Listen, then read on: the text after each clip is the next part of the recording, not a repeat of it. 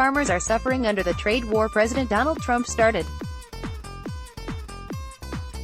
Washington, when the Obama administration used its authority under a Depression-era law to give struggling farmers some extra help, Congress got mad and passed another law to prevent that from happening again. Earlier this year, the legislators changed their minds and restored the U.S. Department of Agriculture's ability to use the financing authority, just in time for President Donald Trump to dish out billions to farmers harmed by his trade agenda.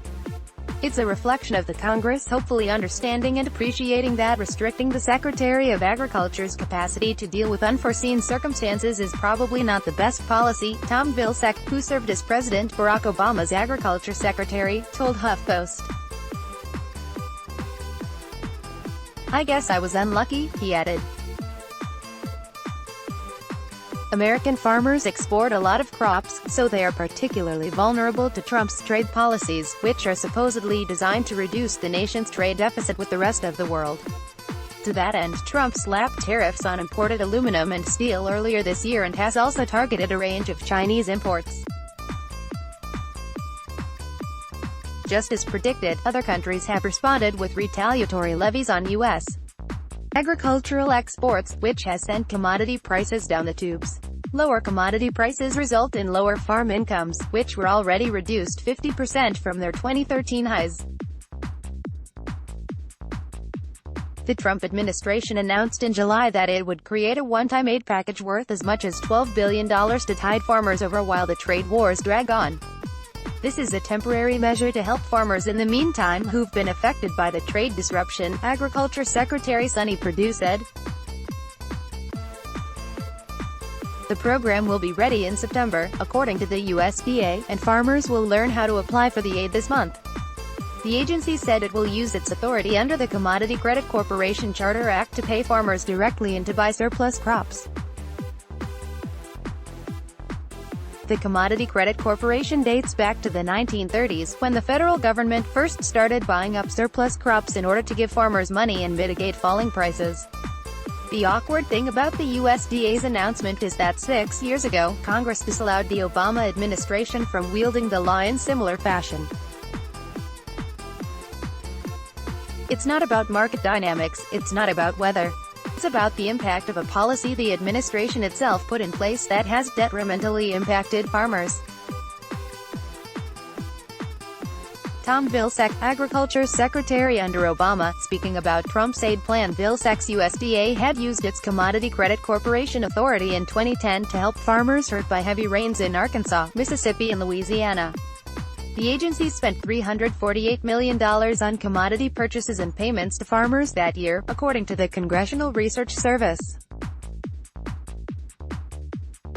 Republicans shook their fists, and in the 2012 appropriations bill restricted the USDA's ability to buy commodities through the Commodity Credit Corporation.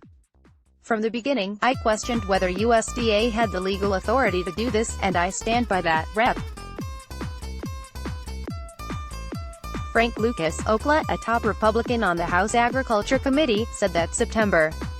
Other Republicans assailed the payments as an effort to help vulnerable Democratic Senator Blanche Lincoln, ARC, win re-election.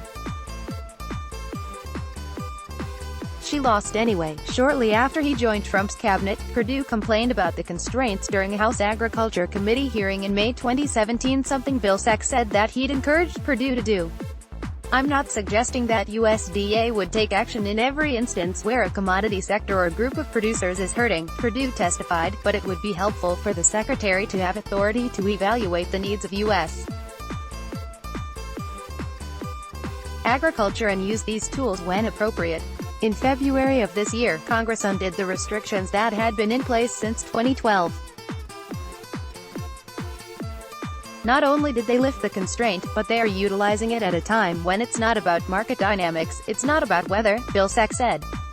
It's about the impact of a policy the administration itself put in place that has detrimentally impacted farmers. Dale Moore, a former USDA official and current executive with the American Farm Bureau Federation, pointed out that Congress didn't stop Vilsack from spending that extra $348 million in 2010.